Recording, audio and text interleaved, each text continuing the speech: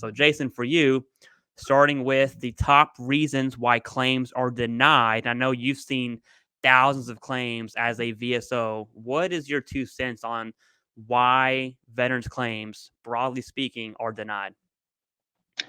Okay, I'm gonna start it off like this, Clay, and I know you're gonna probably laugh because you're not ready for this answer, because this isn't really what you're thinking.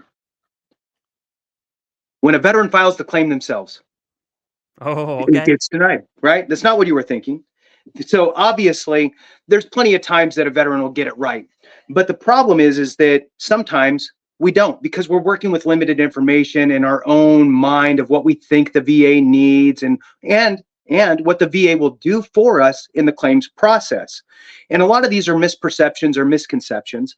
And working with an accredited representative who's gone down that road knows the things that you need to build and submit a fully developed claim. Mm-hmm. So your likelihood of getting awarded your claim is higher, in my opinion. So I'm gonna kick it off with my 2 reasons why, and then I'm gonna kick it back to you, Clay, because I want to drive down with some additional information on this. So my 2 reasons are typically the 2 reasons why a claim would get denied is either A, the nexus isn't there. You have lacked the ability to prove to the VA to at least, as likely as not, Mm-hmm. that your condition either manifested during your time in service or as a result of your time in service in some way. Okay. Now this is barring presumptives. So forget about presumptives, because that's not really needed in this situation here. But that is a big one. And it's hard for folks to get over that hurdle sometimes because they don't have any hard, concrete evidence in service for their condition. And they don't know how to manufacture that evidence in support of their claim. So they get denied for nexus. The other thing that I see, Clay, is sometimes, and it's no fault of our own, right? It totally makes sense that you would think that the VA is this giant organization and they have a bunch of medical professionals that, hey, if I say I have migraines, guess what? I have migraines. I just never went to get diagnosed. I know I have them. So how about you help me out, since you have 1,000 doctors right here, Yeah. and I can walk in and you can just diagnose me and we can move on with my claim. So I'm just going to write down migraines. And here's my nexus. I complained of headaches when I was in. No real diagnosis, but I complained, and I submit it without a diagnosis. And a lot of times the VA is not going to do you any favors. So you've lacked the ability to prove that you even have the condition. So those are kind of my 2. Now, I'm going to kick it back to you, Clay, with there's different reasons why folks would get denied a claim. The ones I gave were specific to basically filing for a service-connected condition. Mm-hmm. What about a secondary condition? What Oh, okay. would be a reason somebody would get denied for a secondary condition? So I would probably, and I'm saying this without looking at data, but I would probably bet my life that the most denials are from secondary claims versus initial direct claims, probably speaking. Okay. And here's why. It's because, we'll take tinnitus as an example. I think it's a great example starting. Everyone knows, or the vast majority knows, tinnitus can get you 90%. Oh my gosh, 90% for tinnitus, right? And it's like, well, relax. Let's take a breath real quick. Let's breathe. What does that actually look like? And of course, they're talking about migraine secondary and anxiety secondary to tinnitus. So we'll use that as like the pinnacle examples. And so my question I always have for veterans is, does your tinnitus cause your migraines? What does that look like? And they say, the answer I always get is, yeah, my tinnitus causes migraines. I'm like, prove it, right? What is your evidence indicating that your tinnitus is causing your migraines? Because if you have none, in reality, what happens is you submit that secondary claim, everything's good to go, which is what you're supposed to do. But then you're relying on the CMP examiner to make that connection for you. And, CMP examiners, that's its own topic.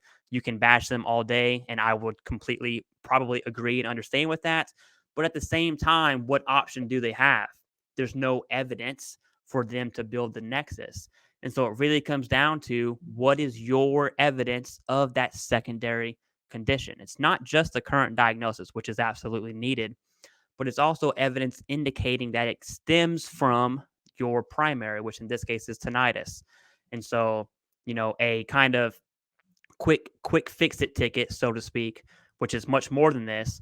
But if I'm claiming tinnitus for migraines, what I'm going to do is I'm going to go to my VA healthcare team and say, hey, when my tinnitus acts up, when it flares up, I get some serious migraines. When I have my migraine, my tinnitus is elevated.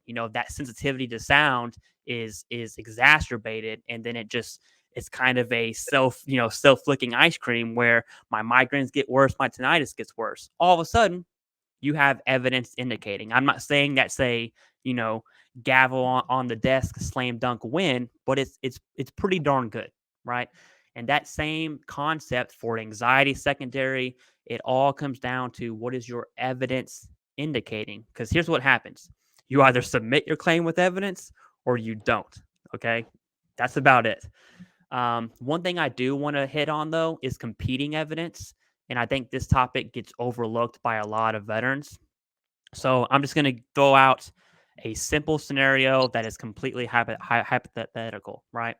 Let's say you're rated for tinnitus and you're claiming migraines.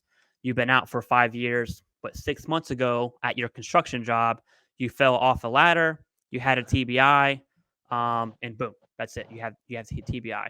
I'm telling you right now, when you go to submit migraines secondary to tinnitus, they're going to say, whoa, you had this TBI from, your construction job 5 years after service. Migraines is probably linked to that. So that would be like competing evidence. And that is I'm not saying it's right or wrong. What I'm saying is that's what the VA is going to use against you to deny that claim. So it's evidence for and then evidence against. Going back to what you said, that is not what I thought you were going to say, actually, when you file a claim yourself, but it does make sense, assuming that the veteran, just kind of submits that claim without evidence. One thing, or probably the number one reason I see, and it applies to the majority of veterans, especially in the Gulf War era, well, I guess all eras, is a lack of evidence from service. And that is probably like the biggest thorn in every veteran's side. And it really comes down to medical evidence. C&P examiners are medical professionals, and so they want to see medical evidence, and it just kind of makes sense. The problem is, who the heck goes to sit call, every day of the week when they're in service? No one does. You're going to be shunned. You're going to be shamed, kind of like Game of Thrones. Whenever she's walking down, they're like, shame. That's your walk to sit call. So it doesn't happen. So there's a lack of medical evidence.